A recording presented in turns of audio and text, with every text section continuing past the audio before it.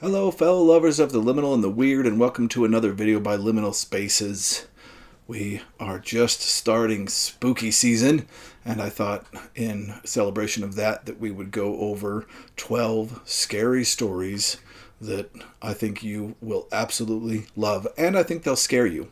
I've chosen for this video to only choose my favorite 12 stories from stories that I've already spoken about on the channel. So every one of these stories, once you've read them, you can go and find videos dedicated specifically to those stories. All right, let's get started. The first scary story that we're going to talk about is Robert E. Howard's Pigeons from Hell. And this is a very interesting cover to this story. What I remember most about this story is, of course, the terrifying house, the weird events that happen in the house. Two travelers decide to sleep the night in this house, and when they're walking into the house, there's all these pigeons around the house, and they both go in and go to sleep, and they wake up, and terrifying events occur, and a police officer has to solve these events. It's very, very, very scary. It involves curses and all kinds of scary stuff. Really good story. Next up, we'll talk about an Edgar Allan Poe story, and the one that I read for the channel that I really, really enjoyed was The Fall of the House of Usher. Here you can see an old turn of the century cover. I think this is late 1800s or early 1900s. Yeah, 1895 is the copyright, so it's probably within 10 years of that. But anyway, this is Poe's Weird Tales, and The Fall of the House of Usher, for me, is one of my favorites because of the atmosphere around the house. It's like the house itself becomes a character in this story. It's really, really incredible. The story's not bad, dealing with a curse on familial lines, but really, truly, the atmosphere for this one, I feel like, probably really influenced Weird Tales later. Next up, we have Midnight in the Mirror World by Fritz Leiber. Great cover on this. This is a short story collection by Leiber called The Mind Spider and Other Stories. And Midnight in the Mirror World is an incredibly unique idea. There is a man who has this hallway, and at one part of the hallway there's a mirror on either side of the hallway, and he can stop and look in this mirror and see himself copied infinitely through many, many, many, many mirrors, because the two mirrors face each other. And he's staring one night into these mirrors, and about 64 mirrors back, he sees a woman, a ghostly woman, in the mirror over his shoulder. And every night he goes and he looks in these mirrors, and this ghostly apparition is moving closer, one mirror at a time, closer and closer to him. Very creepy story that really gets into some great ideas about how ghosts would travel. Really, really wonderful scary tale for spooky season. Next up is An Inhabitant of Carcosa by Ambrose Bierce. This is the only anthology that I have that has this particular story in it. This is a ghost story about a person waking up in a graveyard and wondering where he is and what has happened to him. The last thing he remembers is being sick. And it has a great twist. Ambrose Bierce is an incredible writer, but also this happens to be the story in which Ambrose Bierce first invented the concept of a fabled lost city called Carcosa. And this adds a layer of depth to this scary story with a twist that is so good. It becomes kind of simultaneously a scary, weird tale with a little bit of Atlantis thrown in. And it's really, really a fun read. It's a very short read, but when you add to that how much it inspired Chambers to do The King in Yellow, it becomes such an important story. Next up is Robert W. Chambers' The Mask, which is from The King in Yellow. This is a wonderful, wonderful collection of short stories. I covered all the scary stories in this volume on my channel. And the reason that I particularly chose The Mask, it was a hard decision because there's two King in Yellow stories that are really, really good. The first one, which is called The Repairer of Reputations, and The Mask are the two that I had a really hard time deciding. And I chose The Mask, and I feel like they're equal stories. You could read either one of those and really enjoy it. I chose The Mask because to me it still seems the freshest in my memory. I still remember this story even though I read it like last spooky season. So it's been a year since I've read this, and The Mask is the one that really sticks out to me. It's interesting because of course the premise of The King in Yellow in itself is that there is this play that has been published called The King in Yellow. And anybody that reads the second act specifically of this play goes insane. I mean, it's not even the second act. Anybody who reads beyond the first act, even peeks at the second act, goes insane. Probably very inspirational to H.P. Lovecraft when he thought about the Necronomicon. So we have this kind of Necronomicon style book that is a play called The King in Yellow, and if you read beyond the first act at all, you go insane. And there's this kind of group of artists that are living in Paris, and one of them is a sculptor, and he has discovered some kind of chemical way to freeze living objects into stone. So he can take, he takes a rabbit, I think, at one point and puts him in this mixture, and the rabbit turns to stone. And he decides it's a great idea to fill up his swimming pool with this mixture. And, of course, tragedy follows. And you add into this tragic story the reading by a few of the characters of this play, The King in Yellow, and you get for a really, really interesting, weird tale with a science backing, a kind of a chemistry idea backing up. So it could be kind of sci-fi horror, this one. Really, really interesting story and very unique, I feel, in all the other King in Yellow stories by Robert W. Chambers. The Mask, very much worth a read. Next up, we have a Ray Bradbury, and the Ray Bradbury that I chose is called Jack in the Box for the channel.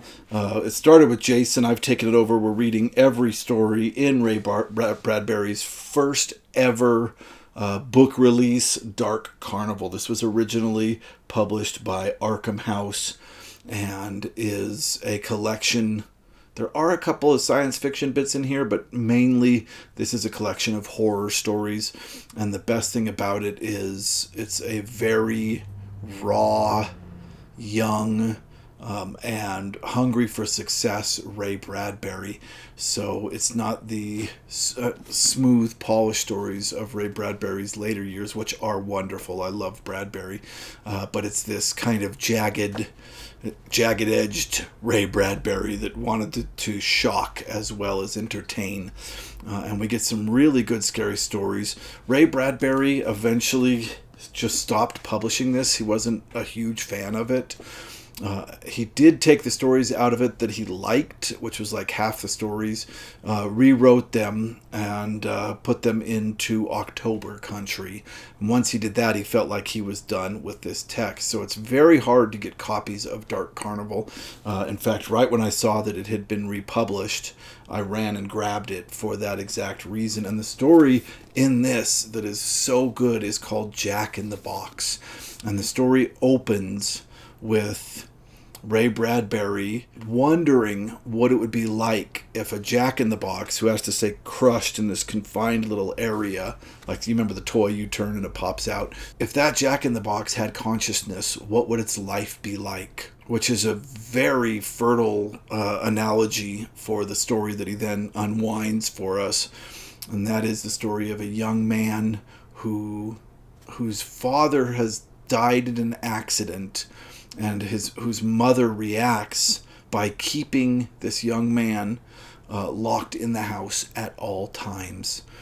And the way that she battles boredom and cabin fever for this kid, she's like the thought that went into how she's going to keep this kid safe and happy in the house is incredible. For instance, she only lets him into small parts, a few rooms of the house, and this house is like the Winchester Mansion. It's huge. And what she does is, on his birthday every year, she allows him to go into a new part of the house. So from the mind of this boy, it seems like the house is constantly getting bigger and bigger and bigger. And that's her way of keeping him feeling like he's seeing and doing new things. And the climax of this story is outstanding. Totally worth a read. Totally worth a read. Give it a look. Next up, I have this interesting anthology called Horror Times 10. And this is 10 Chilling Tales of Horror. And it's edited by Alden H. Norton, but a lot of people have said it's basically ghost edited by Sam Moskowitz, which I think is true. He also writes all the introductions to the stories. And the story we're going to be talking about from this anthology is The Lonesome Place by August Derleth. August Derleth, of course, was hugely influential with weird tales. He eventually created Arkham House, or co-created Arkham House, and published so much terrifying fiction under that publishing company. So yeah, he's an important person, and this is a wonderful story. And it is the story of two children in a small town that are terrified to walk past an abandoned grain elevator. So every time they have to do chores or anything like that, they walk past the grain elevator during the day and it's not very scary, but when they come back at night, the grain elevator is absolutely terrifying and they have to run past it. When they're hanging out in school and so on and so forth, they're talking about what kind of creature would be at the grain elevator. And they describe this beast to each other as their imagination gets wilder and wilder about what kind of beast could live at the grain elevator. And then they get older, they stop thinking about the grain elevator as much until a body is found on the grounds of the grain elevator. And when they look at it, there are telltale signs that it is the beast that they talked about living in that area. It's a wonderful story. It's a terrifying story. It's a story about the power of imagination and the kind of concepts of childhood wonder and fear and how powerful those imaginings can be. Really, really wonderful tale. Next up, and from the same book, is His Unconquerable Enemy by W.C. Morrow. This is, it's not the first W.C. Morrow I read, but it is his most famous. It's the second W.C. Morrow story that I've read. Unfortunately, W.C. Morrow is not really remembered or talked about a lot anymore. And this is the, I think, goriest, kind of grotesque, weird tale that I have read. This is scary in its implications. This is scary in its body horror. I don't want to give too much away. All I'll say is this is a story about surgery as a form of torture and revenge. And a very unique revenge. And I'm going to leave it at that. If this sounds like your cup of tea, it's a great story. You absolutely should read it. So, 2 great stories from this little anthology. Next, we're going to talk about a female writer that only wrote one weird tale. And it's so good that I feel like it should be talked about way more. And the story that she wrote was called The Gorgon's Head. And this is from when it was first published in Strand magazine. This was published late 1899. And Gertrude Bacon was a scientist and an aviator and all the way around incredible woman of the turn of the century. And her story, The Gorgon's Head, is about 2 naval officers that are stranded on a Greek island because their boat can't leave because of some government tie-up or something. But they hear that there's a cave on the island where people go and never return. And these two Navy officers are like, we have got to check that out. And it turns out, of course, the title kind of spoils the story, but it turns out to be a horror of Greek mythology. Wonderful tale. Wonderful tale. I loved it so much that, like I showed, I had to go and find a first edition printing of this just because it was so good. And I love Greek mythology, so I feel like there's kind of a call and response throughout the years of writers talking about the Gorgon's head, and this is a wonderful wrap-up for that. I'm not going to put this one up there because I don't think it'll stay. Next up, we have Hellscreen by Ryunosuke Akutagawa. Wonderful Japanese writer that is probably most famous in the West for the short story that Akira Kurosawa made the film Rashomon around. But Hellscreen is one of his scary stories, and this is actually a first English edition of Hellscreen. And the wonderful thing about this is that it has illustrations that fold out. Really, really cool. I don't want to rip any of this. That's just the tissue paper, but yeah. Really, really beautiful illustrations. And this is a story of an artist at court and the lengths that he will go to in order to paint scenes. And it ends with a twist that is just so crazy and so terrifying. Absolutely worth a read. Hellscreen. Next up, I couldn't leave him off. My choice for H.P. Lovecraft story is a story called In the Walls of Eryx. And this is by Kenneth Sterling and H.P. Lovecraft. And if you read about it, you'll find that Kenneth Sterling was a high school student that sent an idea to Lovecraft that he had tried to write, and Lovecraft loved the idea, but not the way that that Sterling had written it. So he rewrote the story idea in his own. So most of the prose is H.P. Lovecraft's, and the idea is Kenneth Sterling's. And here you can see a first edition copy of it that was sent to me by Andreea from Infinite Text, who is a Weird Tales collector. If you are not subscribed to her, I put a link to her channel in the description. Please go subscribe to her. But she sent me this. She heard I didn't have any original Weird Tales, and I brought up that this is my favorite H.P. Lovecraft story, and she sent me this. I mean, just an incredible, incredible thing to send. I've got to get it in a different bag.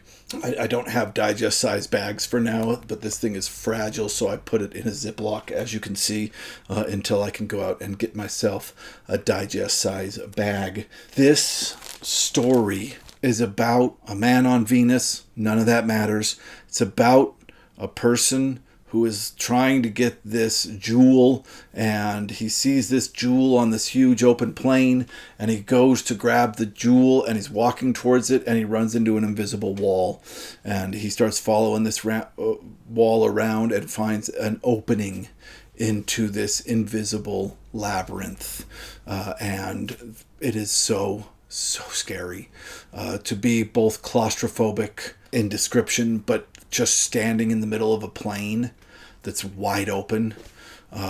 Wow.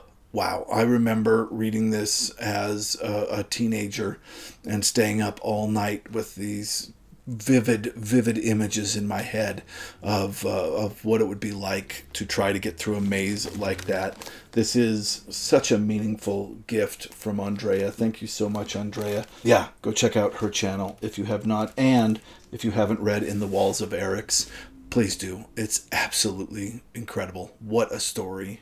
And last but not least, and the one I've read pretty recently on the channel, we have Algernon Blackwood's The Willows, which is probably the scariest thing I've read all year. What an incredible story. Two friends are taking a canoeing trip down the Danube River, and they come to this area that is flooded, and there's all these islands in the middle, and they're all covered in willows, and they stay on one of these islands, but they are not completely alone. This is a story of atmosphere. This is a story of a place inhabited by some kind of cosmic otherness. This is the story that H.P. Lovecraft loved the most, said was the best weird tale there was. Really inspired Lovecraft, and I can see why you do not want to miss The Willows by Algernon Blackwood, especially if you're camping. I would dare you to go out and read this in your tent while you're camping and tell me what you think. It's super, super scary. All right, that's it. I think it's 12. I think I did 12 books. I always lose count of these, and I never know how many I have, but I think this is 12. But these 12 stories are guaranteed to scratch that itch for spooky season. Wonderful, wonderful times. All right, thank you so much for watching, and we'll see you on the next one.